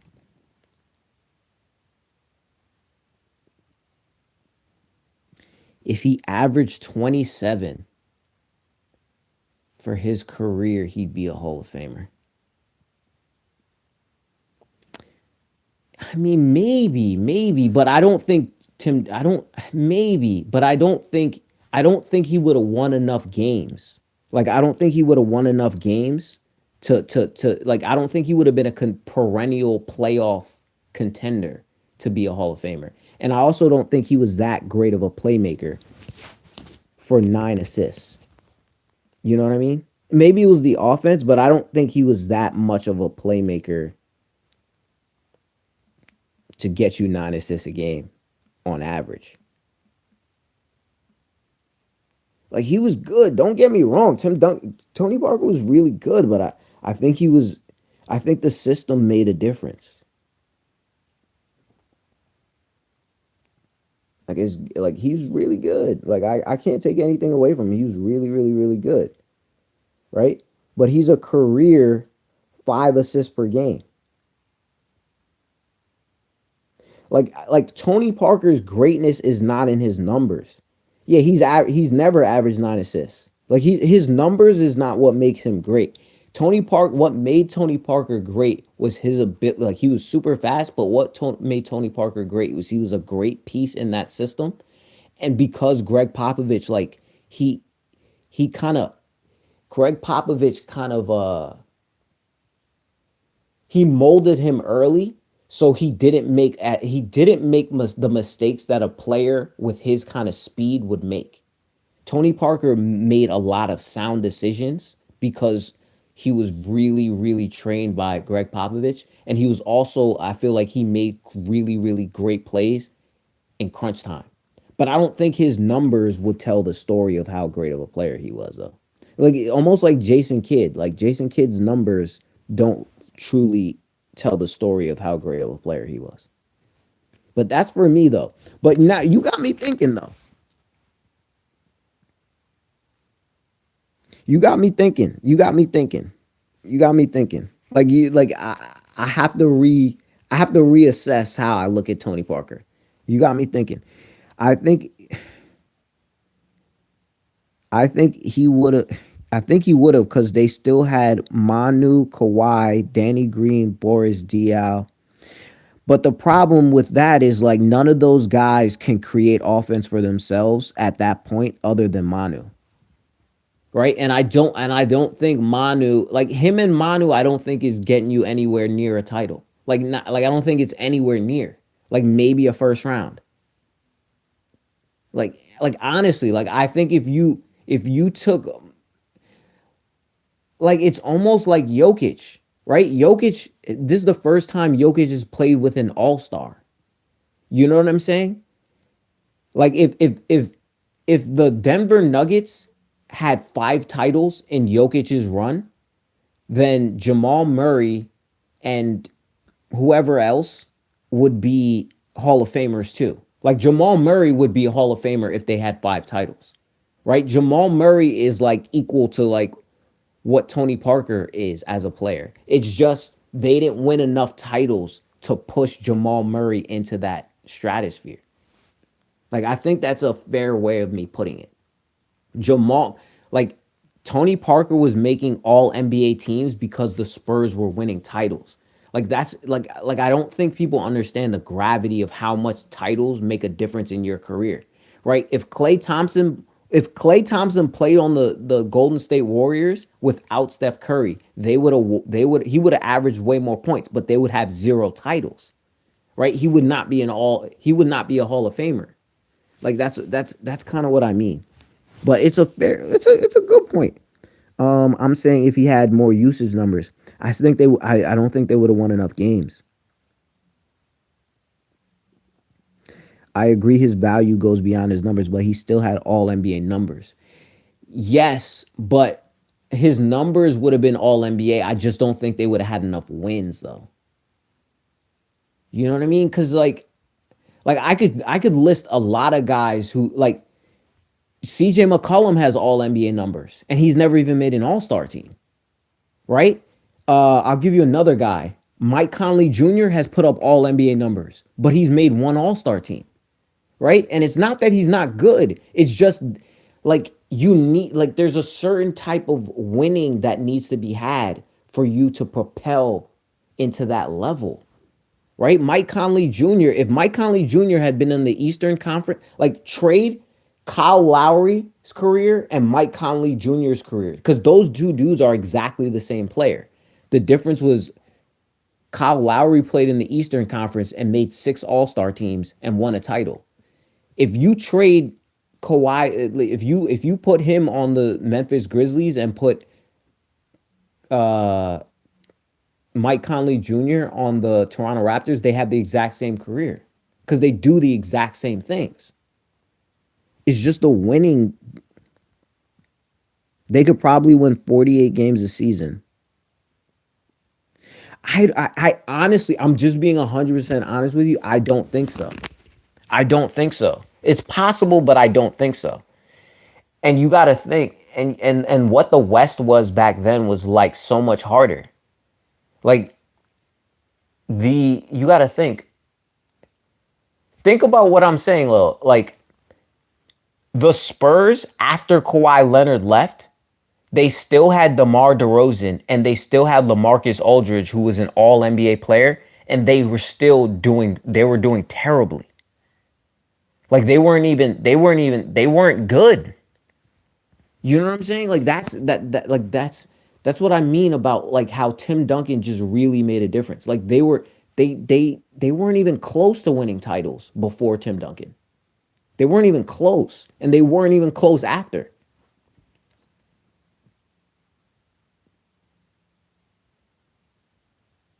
No, I disagree. Like honestly, with all due respect, I disagree. Because even look at Pau Gasol. Go look at when Pau Gasol was in Memphis. They weren't making playoffs. They didn't have any good playoff runs when he was in Memphis.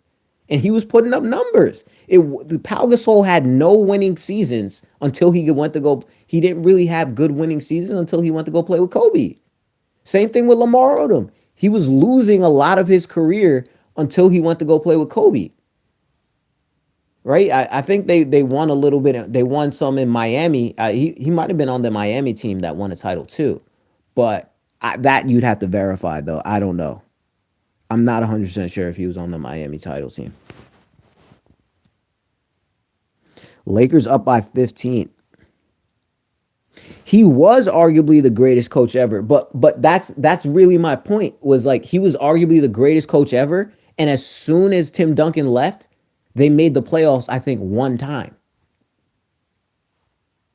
Right? They had Kawhi Leonard, and they make the playoffs as an 8 seed. I think that was the year where Kawhi Leonard went off, and then he got hurt. Right? But they were even the year they made the playoffs, they were an 8 seed.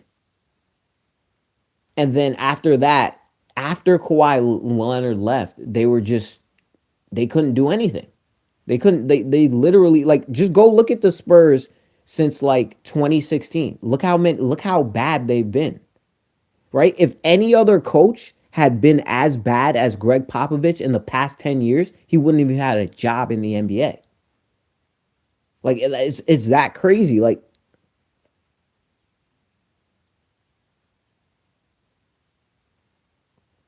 all right, go from 2017. All right, go from 2000 after 2017.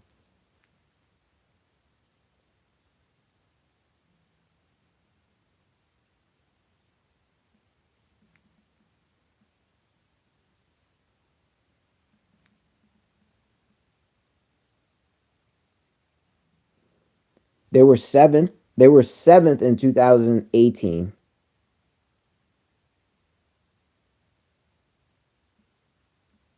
2019,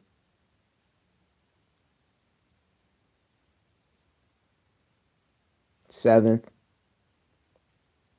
All right. So since 2020, I don't think they've made the playoffs since 2020. 11th in 2020,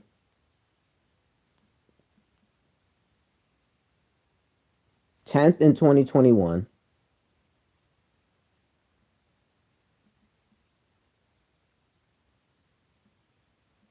2022.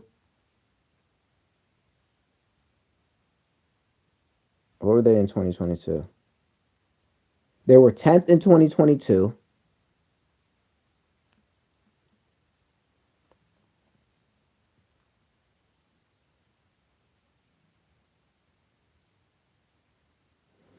In 2023, wait, in 2023,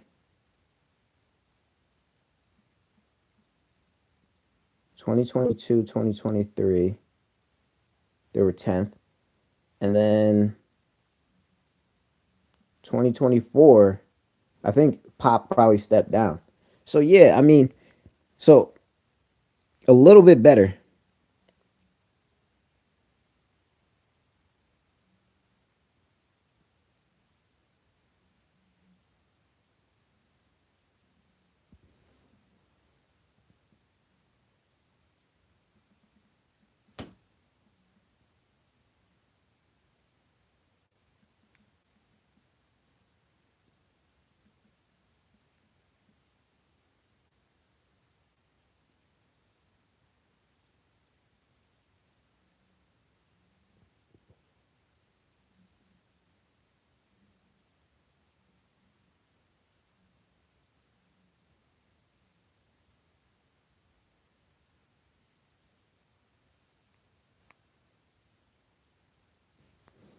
Okay, the what? Yes, 2017.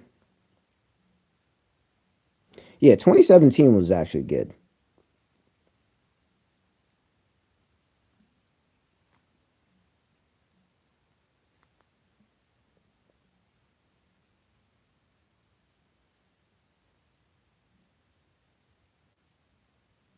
Okay, 2017 was their last good year.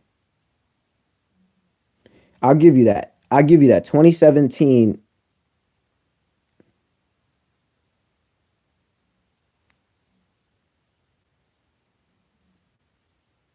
Yeah, 2017 was their last good year.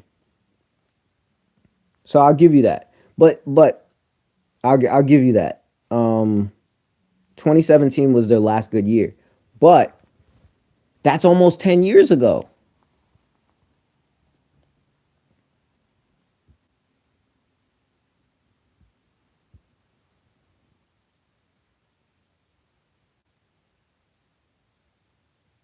No, 100%. 100% they didn't, cuz Duncan wasn't in his prime. But even if you take Duncan off that team, I still don't think they win one title.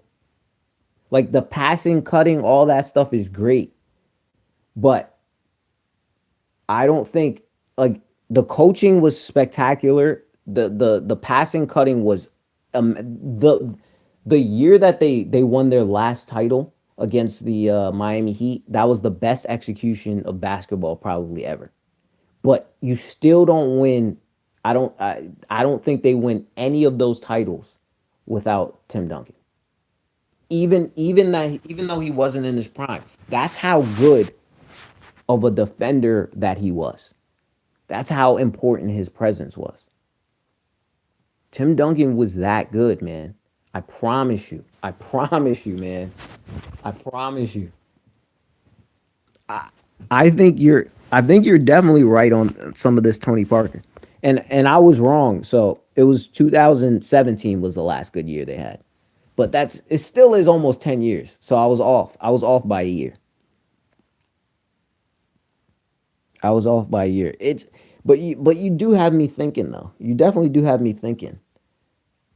Because I wouldn't have put Tony Parker that high until you said it. So you definitely have me like re-evaluating. But yeah, man, I don't think I don't think either of those guys are Hall of Famers without him though.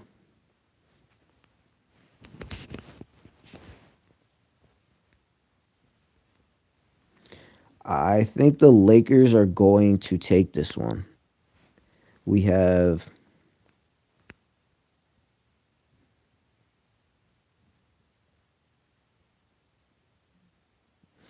Amin Thompson played a pretty good game. Didn't shoot it well though.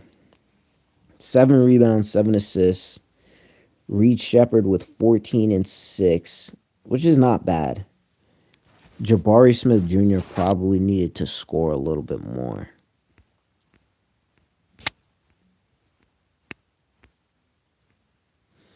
Luke Kennard played a spectacular game.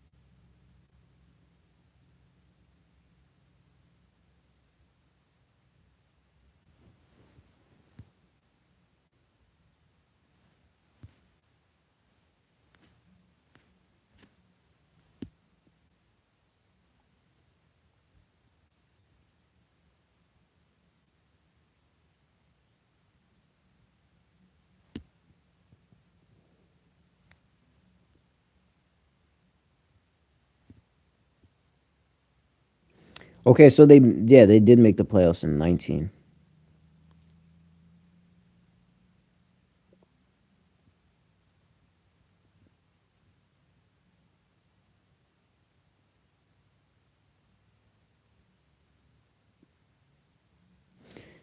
Let me look at the stats.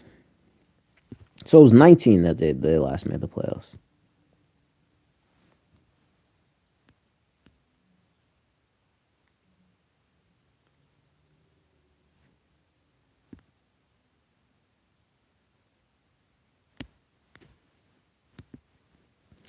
2019, LaMarcus Aldridge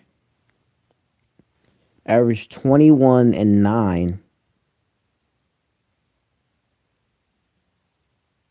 and he made the All-Star team. Let me look at who else was on this team. DeRozan. I would say Pau Gasol was past his prime.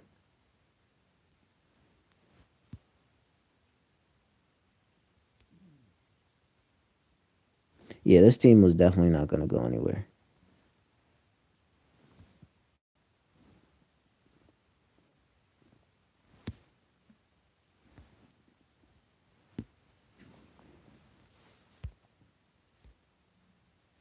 Yeah, no, you make some good points though.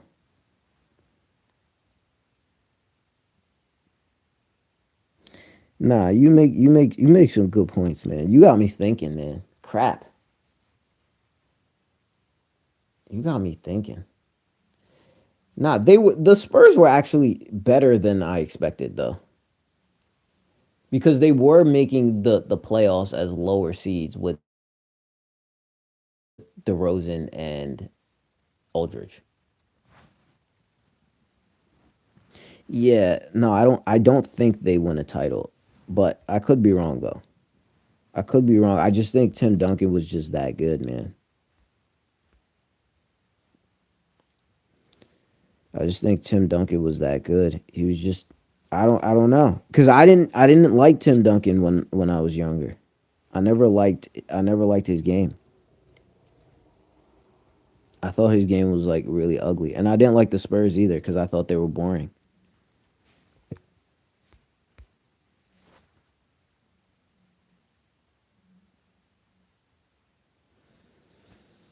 The Lakers,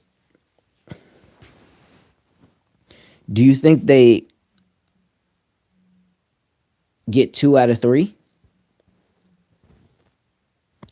You think they get 2 out of 3 and then Luka comes back in game 4?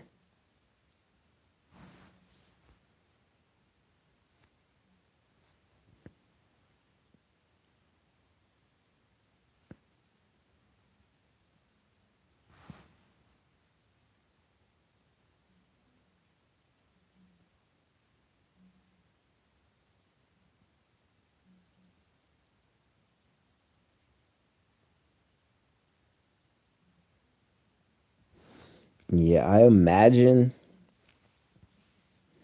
would imagine if Kevin Durant comes back in game 2, even if Kevin Durant doesn't come back, I imagine Houston probably plays better in game 2, and then maybe the Lakers get game 3. And then if Luka comes back in 4, hopefully, I don't know when Austin Reeves is set to come back though.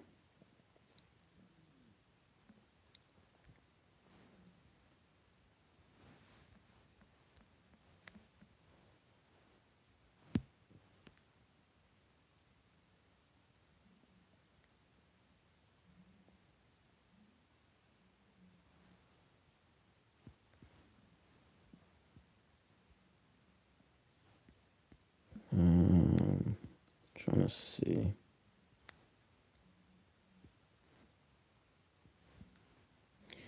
I'm not really seeing any updates on Austin Reeves' injury.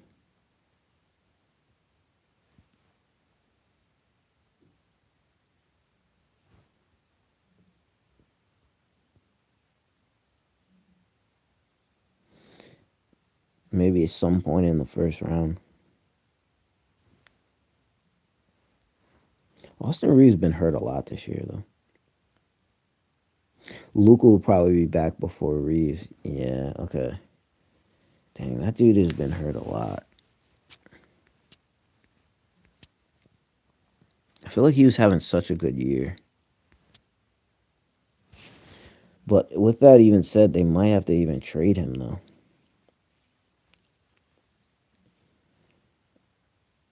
Because I don't know if they could win a title. I don't know if they can win a title with him and Luca. Like I think they're gonna need somebody who's like a defender. Unless LeBron is gonna turn into some type. I don't even know if he. I don't even know what to say about him.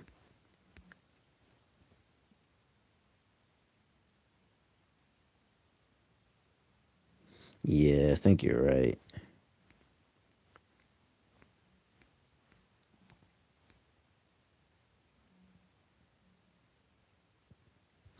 Yeah, you called it though. What did DeAndre Ayton end up with? DeAndre Ayton ended up with 18 and 10. Yeah. It was really Luke Kennard. Luke Kennard had a massive game. Massive game from Luke Kennard.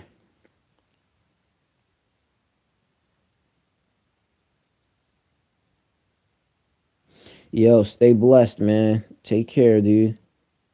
Rest up.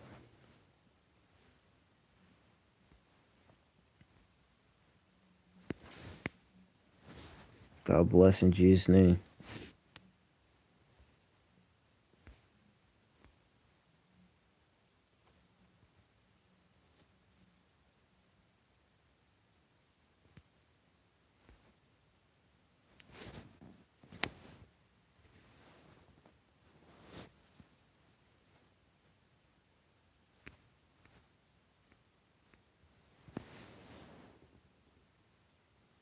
Oh man, yeah, I gotta. All right, take care, everybody.